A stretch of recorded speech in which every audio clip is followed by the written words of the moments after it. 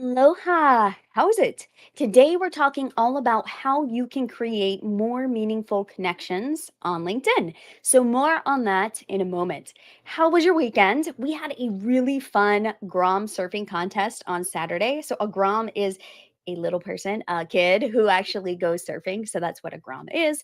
And so some of our friends had kids in the competition. So basically the parents push the younger kids into waves at Waikiki and they all win medals based on their performance. So it's a super fun event and it's very low stress. The older kids are actually quite good and they get to surf and catch their own waves. You'd be surprised how good some of them already are. And you're like, oh, these are like little pro surfers in the making. Super, super fun. So we got a summertime beach setup with this solar powered battery. I've been nerding out about this lately with everyone called the Jackery. And I almost actually tested doing a live stream from the ocean because I was curious how it would work. I really want to test doing some of these live streams in a new location. So we'll see how that goes. So if you notice anything changing in the future, you'll know that I'm trying to test live streaming from the beach. So we'll see how that goes. And if you haven't checked out my podcast, the Mango Effect podcast, this week you will get to hear me talk about lessons that we can pick up from various experiences in our lives. So when we need to push through situations and do the hard thing, and also when we should actually strive to achieve balance and focus on, maybe I don't need to push so hard here. Maybe I should just kind of let it flow. So there are also another 18 or so episodes up there for you to listen to if you want to hear about all things lifestyle design, entrepreneurship, living in Hawaii, building a business, becoming your own boss, and more. But now it is time for Mondays with Mindy. This is a weekly show on Monday afternoons if you're based in the US, where I talk about all things LinkedIn pipeline, promo, and profiles, what I like to call the three P's of LinkedIn. So, do you have questions about LinkedIn that you want me to answer? Be sure to like this post, whether you're live or watching from the replay. Leave your questions below and I will answer them after the show or on a future episode of Mondays with Mindy. I love getting questions. I feel like I learned so much about what you're looking for, maybe topics that you would like me to cover in the future. Most of my topics actually come from questions that people ask. So just keep that in mind. If you have a question, you want me to do a live, let me know and I would be happy to answer it. So let's get to today's topic. How do you go about creating more meaningful connections on LinkedIn? I feel like sometimes we get so focused on adding more connections to our networks that we forget about deepening our existing ones.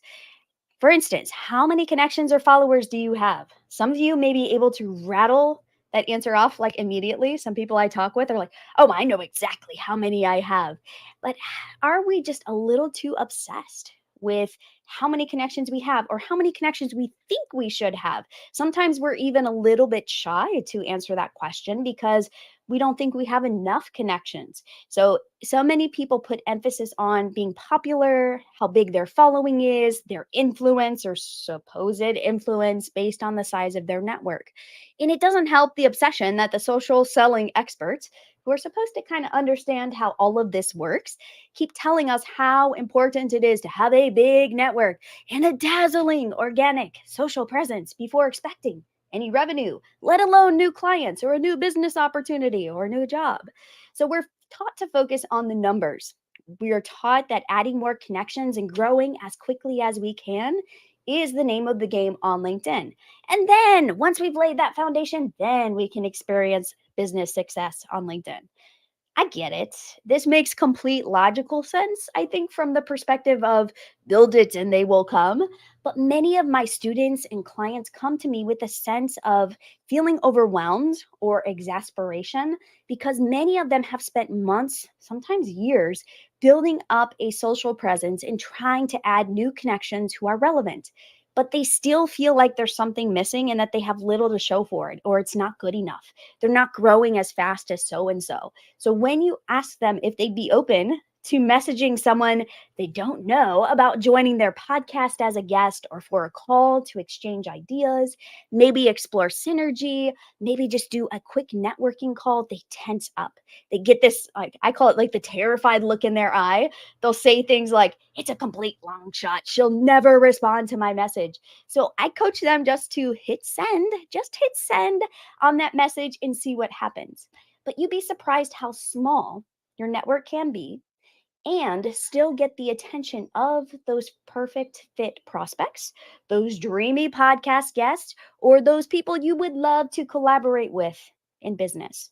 So, why is it that we lack the confidence to reach out to people unless we have this mythical number of LinkedIn connections? And what is that number anyway? Like, how many connections are we supposed to have? So, rather than focusing on how many people you have inside your network, what if you could focus on the relationships you already have established inside of your LinkedIn network? What if you didn't have to keep adding to your network and you could simply find a happy place with your network size that gave you the right number of opportunities and it just evolved organically with you over time? So, we're going to talk about more on this in a moment. Aloha. For those who don't know me, my name is Mindy Rosser. I am the founder of Mindy Rosser Marketing, and I have a group program called the LinkedIn Accelerator for those who want to go from 0 to 60 on LinkedIn with their profile and their network. We've recently wrapped up the spring cohort, and we are already filling spots for the July cohort. If you want to get on the wait list, I will share the link at the end of this episode if you're curious. I help superstars who feel they are the best kept secret in their industry to become that go to visible expert in their niche so they can get that next opportunity, grow their business, and scale their impact on LinkedIn. In this live, we are going to talk about why not creating meaningful connections with your LinkedIn network is causing you to miss out on some major growth opportunities for your career, for your business, and how you can organically grow your network with a strategy in mind. There's a strategy behind all of this so that you can get more clients and business opportunities this year. So, are you ready? Let's jump right in. I'm really excited about today's topic. So, go ahead and like this post, whether you're live or watching from the replay, to give it some social love. So, for many of us, we are all trying to show up on LinkedIn as the best professional version of ourselves. That is really key to most of the people that I work with, most of the people I talk with on LinkedIn. We want to put our best professional foot forward. Too often, we measure our success on LinkedIn externally by how many followers we have or the number of people inside our network. I have even seen some people go so far as to put this number inside their LinkedIn headline like a badge of importance. Like, I have this many connections or this many followers. Like, all right, that's great. Good for you. How deep are your relationships with those people? That's always the question I have. The way we think about expertise being linked to these external signs of success, dare I say, number of followers on LinkedIn, it's really going away. It has shifted. That number is not as meaningful. It is not as important as people used to think it was. Instead, we're now focusing on the relationships we build with one another, which do not require a high number of other friends or followers to validate us. So, the people you want to connect with, they are not obsessed with your following, your number of connections, or how many viral posts you have right now on LinkedIn. They are looking for someone who can help them solve their problem. They are looking for someone who can support them on their professional journey. And that's likely you, right? I mean, that's why we are here. We're here to connect with each other, to lift each other up, to support each other, to work with each other, to collaborate. As a member of a number of networking organizations, business communities, professional groups, I get to work with and collaborate with dozens of people every single week from all walks of life, lots of different professions, big organizations, small, scrappy entrepreneurs, solopreneurs, authors, speakers, people in between. So, one of the common themes that I see come up over and over again. This is a question: how can I make LinkedIn work for me? I don't want to spend a bunch of time on the platform, but I want to have a healthy network filled with the people who actually matter. And I think that's so insightful because it's not about playing this numbers game. It's not about spending as much time as we can and looking really important. The good news is that you don't have to work to grow your network by sending out as many LinkedIn connection invitations as possible each and every day, week, or month. You can actually take a little bit of that pressure off yourself to grow those numbers by focusing on your existing relationships instead. A lot of times when I talk with somebody that is talking about their network and looking for new opportunities, maybe they're looking for a job, maybe they're looking to get new clients. A lot of times I will say, okay, you are so focused on trying to get more new people in and identify that target audience. But how many of those people do you already have relationships with that are already inside of your network? Maybe they know these people that you want to get in touch with. How healthy is your LinkedIn network? And can you re-spark and kind of reignite some of these relationships? So if the people we want to help and work with do not care so much about the numbers or how big our network is, what do they care about?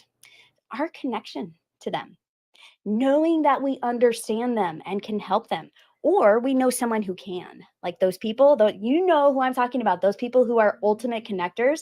They always know someone who knows someone who knows someone. You can find anyone when you talk to them. Those people are so valuable to have in our network, and you may be one of them. So when you have connections who are constantly referring other experts to you or telling you they told a friend about you, that's the sign of a healthy network. That's where you should really pay attention and say, huh, I'm doing better than I thought. Huh, the people engaging on my post are people I actually know. And this is something that is very qualitative sometimes, but it can trump that quantitative or that obsession. So does this necessarily translate into a massive overnight following where all of a sudden your business just grows 10x overnight? Not usually. Does this translate into new business opportunities that happen organically over time? Most definitely. So, will you be the first called on to comment as a subject matter expert? Yes, if your network trusts you, they're going to call on you when they need someone to talk about X topic. So, when you decide to make a career change, who will they think of first? You. So, when you have a healthy network and it's strategic, you care about the people inside your network. You're not just trying to collect LinkedIn followers or LinkedIn connections.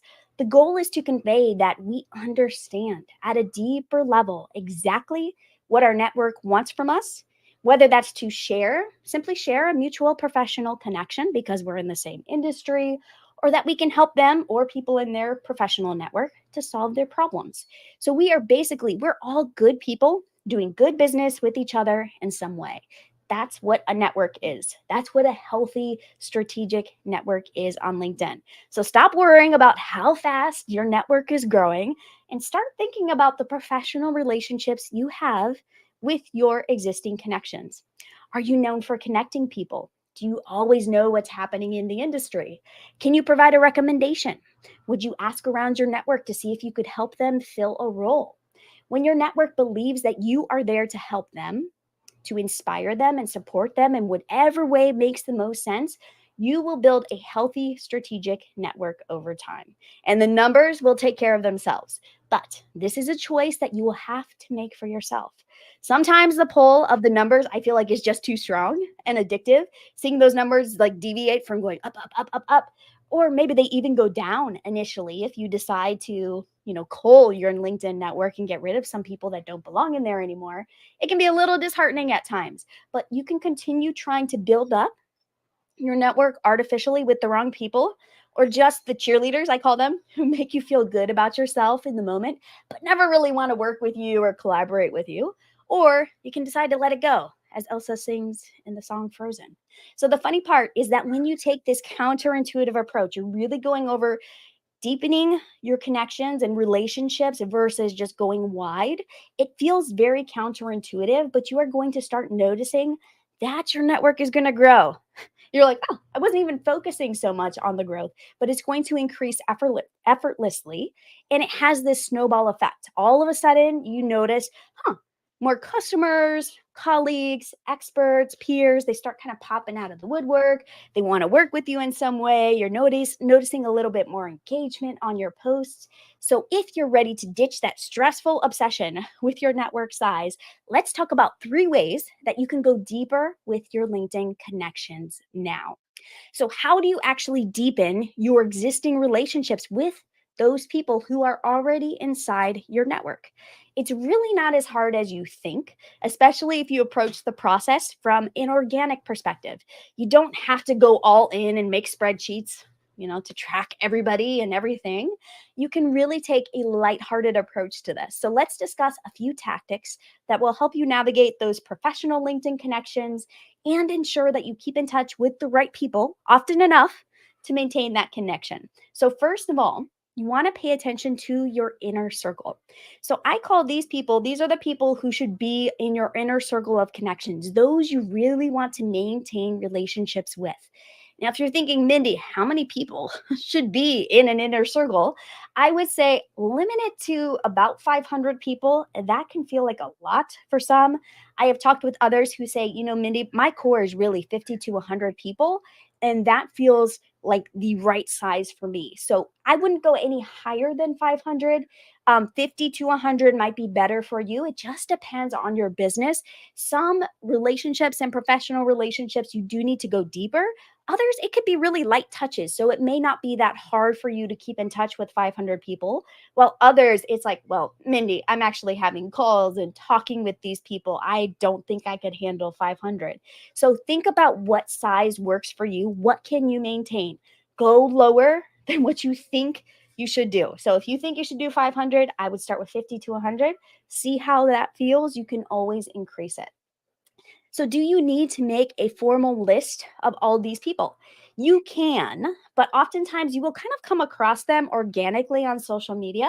That's how I see it. For a while there, I was actually tracking all of my interconnections inside of a separate CRM, kind of like a networking CRM, and I was trying to keep in touch. It started to feel very, very stressful for me.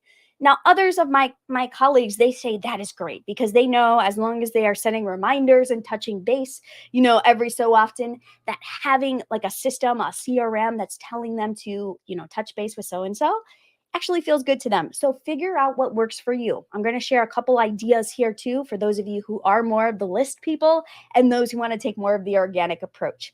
The key is to be specific about who belongs in your inner circle. Most of the time, these people will be colleagues from your company, especially if you have a large organization. Many of these people may be within your organization in different departments. You could also have subject matter experts in your space. There could be industry influencers. There could be contractors or referral sources that you work with periodically. Could be a variety of people in here. So give these people attention when you can and be sure to stay on their radar, which can look a little bit different for each relationship. Sometimes you will be keeping very close touch with these people and messaging them every month, every few months, just to see what's going on. Maybe you do projects together. So it just depends on the connection. So adjust the level of communication based on the relationship that you have with them. All right. So identify your inner circle. Who are these people? Number two, message your inner circle at least once per year. So annually, that's what you're thinking. Okay, so what is the number of people that you can actually handle messaging and keeping in touch with every year? In a perfect scenario, you'll want to be in contact via email, LinkedIn direct messages, LinkedIn comments with everyone who's a part of your inner circle at least once per year. So be sure you know what they're up to, how you can support them, update each other on your professional objectives, and just do that small talk. And I feel like some of that is missing in today's day and age, especially where we feel a lot of times disconnected. Some of us are limited when it comes to travel and being able to meet up in person. So the more that we can do virtually, and even if it's just getting on a Zoom call and having a touch base with some of the people that really matter to you, do what works for your relationship. So this can be as simple as a LinkedIn message. This could be an email that says, I was thinking of you. It could even be an insightful comment on one of their posts or a recent professional accomplishment where you're just celebrating with them. The key here is being intentional.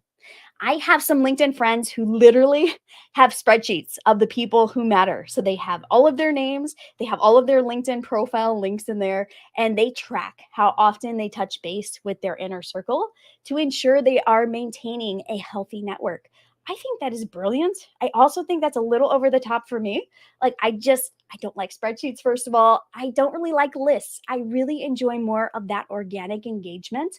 So, there are some other ways to go about this. I like to touch base with someone in my inner circle on average once to twice per weekday. So somebody new. So if I'm thinking in terms of my week, I'm probably touching base with somebody inside my inner circle at least once or twice a day. Somebody different. Sometimes it's the same person. There's some back and forth.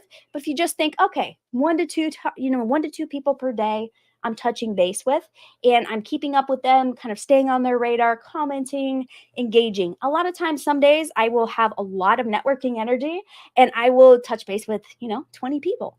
But it just depends on how that week is going, how much deep work, all of that good stuff. Number three, watch your LinkedIn newsfeed. Or what I say is hit the bell. So if you don't know what the bell is that little section just underneath somebody's header image. And if you hit the bell, it LinkedIn is supposed to notify you. Does it always? I don't think it does, but it's supposed to notify you when that person posts to LinkedIn or shares a piece of content. So for those that are in your inner circle, I would highly recommend just going to their profiles and hitting the bell, just so you can kind of stay up to date with when they are posting and you see it in your newsfeed and in your notifications. So if you'd like to take more of the organic approach to keeping up with your inner circle, this whole hit the bell thing is very, very helpful. So when you do this, just keep in mind you're going to get notifications when these people share a LinkedIn post or share something on LinkedIn. So some people also, another idea here, some people like to create engagement pods. You may have heard of these, you may have been recruited to join one of these. And this is where usually it's a group of like 10 to 12, 15 people, and they all agree to engage on each other's content. So it's kind of like a very inner circle thing. It does require a bit more thought and consideration.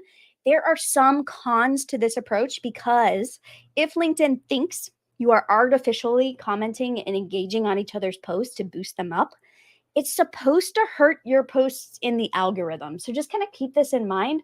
There are heated debates on both sides of the spectrum. Some people love engagement pods and swear by them. Others say, whatever you do, please do not join an engagement pod. So if you are low risk and you don't want to risk any issues with LinkedIn and the algorithm, then I would recommend probably not joining an engagement pod. If you want to try it out for like a week or two, maybe get together with some of your friends and figure out if this is an approach that you want to try. So I'm a bit skeptical as I recently engaged in one of these pods and I saw everyone's posts at the top of my feed. So I'm like, obviously their posts are not getting hurt in the algorithm and we were all supporting each other. So I don't know. The jury is out on this one, but it is up to you if you want to test this out. It's a great way to keep in touch and be intentional, though. It does take a lot of effort. I was in this engagement pod and trying to keep up with where everybody was posting. It took me like a concentrated 20 to 30 minutes every single day that I was doing it, which was pretty exhausting. So just keep that in mind. It does require a lot of thought, especially if you're not just putting, spammy comments on people's posts. All right. And one other idea, if you have a Sales Navigator account, so this is a paid LinkedIn account, you can actually create lists of people so you can see their recent LinkedIn activity and news mentions in a separate feed inside Sales Navigator. This is fantastic if you already have a Sales Navigator account. I would not recommend spending the money on a Sales Navigator account if this is the only reason you'd be using it. But if you already have one, just keep in mind you can create lists in there for your inner circle and keep up with what they're doing if they're mentioned in the news. So this is really, really strategic in a way to kind of filter through all the noise and see everybody's posts in one single stream inside Sales Navigator. Basically, there is no right or wrong way to engage with your people, your inner circle. But when you do, be sure you are acting like a human and not automating this. This is one mistake I have seen a lot of people make. They are trying to be clever. They went to some networking class and they said, send this message out, this, little 2-line message. How are you doing? What are you up to these days? How's business going? Those feel completely spammy. So please do not send generic automated messages. It's one of the quickest ways to destroy trust with someone in your network. So please don't send them those. Take the time, actually reach out, see what they're doing. Even if you can't reach out to as many people, it's better than automating. This is not a good spot for automation, although I believe automation is great in a lot of other contexts.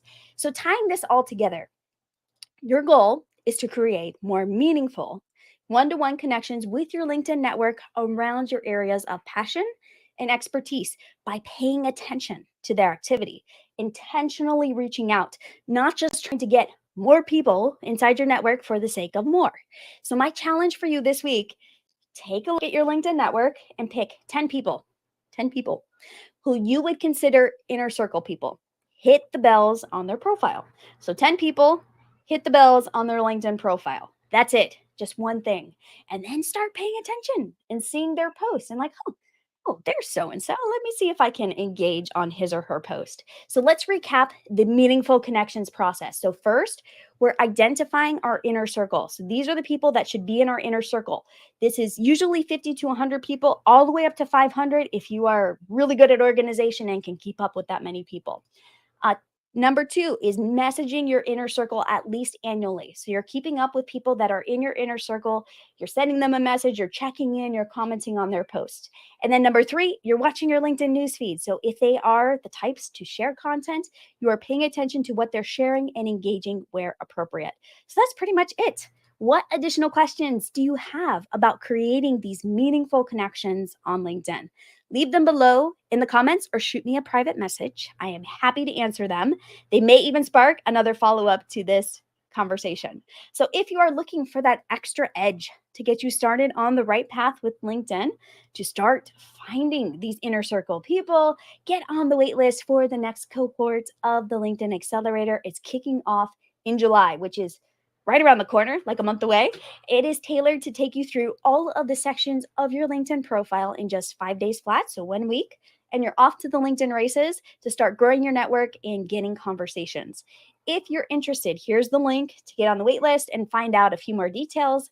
And until next week, I will see you on next week on Mondays with Mindi. Feel free to leave questions or comments below, and my inbox is open if you want to message me there. I will see you all then. Have a beautiful rest of your week. Bye for now.